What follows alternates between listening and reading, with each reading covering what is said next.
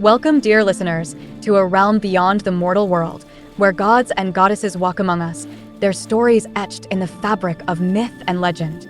Zeus woke up with a start as the sun's first rays peeked through the grand windows of his marble palace on Mount Olympus. The king of the gods stretched and yawned, feeling an unusual lightness in his chest. Today was different. Today, Zeus had decided to take a day off. Hera, his queen, raised an eyebrow as Zeus announced his intentions over breakfast. A day off, Zeus? Are you sure that's wise? Zeus grinned, already imagining a day of leisure. Absolutely, Hera. The mortals can manage their own affairs for a day, and I'm sure the other gods can handle things up here. I just want to relax. Hera sighed but smiled indulgently. Very well, dear. Just try not to cause too much trouble. With that, Zeus donned a casual tunic, leaving his thunderbolt behind, and set out to enjoy his day. His first stop was the divine bathhouse, a luxurious oasis of warm, bubbling springs and scented oils. As he soaked in the steaming water, he let out a contented sigh. This is the life, he murmured, closing his eyes. Moments later, the tranquility was shattered by a loud splash. Zeus opened his eyes to see Hermes, the mischievous messenger god, cannonballing into the bath, sending water everywhere. Hey, Zeus. Taking a day off, huh? Mind if I join you? Hermes asked, not waiting for an answer. Zeus sighed. Sure, Hermes. Why not? As the two gods relaxed, Hermes started regaling Zeus with tales of his latest pranks. Zeus found himself chuckling despite himself, but soon enough, the bath was filled with other gods seeking to escape their duties.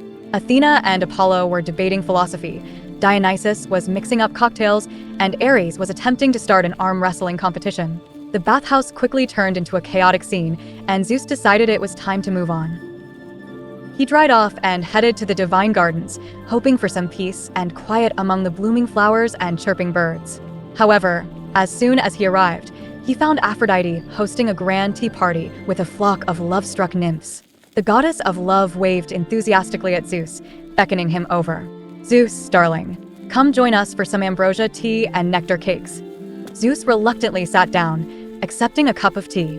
As he tried to enjoy his snack, Eros, Aphrodite's son, decided to practice his archery skills, shooting love arrows randomly and causing chaos among the guests. Soon, gods and nymphs alike were professing undying love for inanimate objects and each other.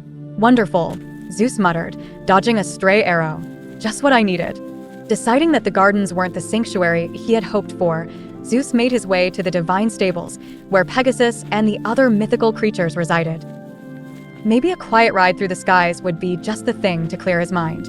As he approached Pegasus, however, he found the usually majestic winged horse covered in colorful ribbons and glitter. It seemed that the muses had decided to give Pegasus a makeover for their latest artistic project. Sorry, Zeus, Calliope called out, not looking very sorry at all. We'll have Pegasus back to his normal self in no time. Maybe. Zeus sighed again and wandered back towards the palace. As he walked through the halls, he noticed that Hephaestus was setting up a makeshift forge in the courtyard, hammering away at a new invention. Sparks flew everywhere, and the clanging noise was deafening. Zeus, my king, Hephaestus shouted over the din, I've just come up with a revolutionary new device. Care to give it a try? Zeus smiled weakly and declined. Maybe later, Hephaestus. I'm just trying to have a quiet day. Finally, Zeus decided to retreat to his private quarters. He closed the doors behind him, blocking out the noise and chaos of Olympus. He lay down on his plush, cloud-like bed and took a deep breath. Maybe taking a day off wasn't such a good idea, he admitted to himself. Just as he was starting to relax, the door burst open and Artemis rushed in, her face flushed with excitement. Zeus, you won't believe it. There's a giant boar rampaging through the forests below. We need your help. Zeus groaned, but then a thought occurred to him. Maybe a little action was exactly what he needed. He grabbed his thunderbolt, feeling its familiar weight in his hand. All right, Artemis. Let's go hunt a boar. The hunt was exhilarating, and for the first time all day, Zeus felt like himself again. He and Artemis tracked the boar through the dense forest, their combined skills making short work of the beast. As they returned to Olympus, triumphant, Zeus couldn't help but laugh. Maybe a day off wasn't such a good idea after all, he said to Artemis. But a little adventure is always welcome. Artemis grinned. It's good to see you back in action, Zeus. Olympus just isn't the same without you. As the sun set over Mount Olympus, Zeus joined the other gods for a grand feast. The chaos of the day was forgotten as they shared stories and laughter, the bonds of their divine family stronger than ever. Zeus raised his goblet, looking around at his friends and family, to Olympus, and to the adventures that keep us all on our toes. The gods cheered, and Zeus knew that no matter how chaotic his life might be, he wouldn't have it any other way. Since you made it to the end of the story, please remember to like and subscribe. Thanks, and see you soon.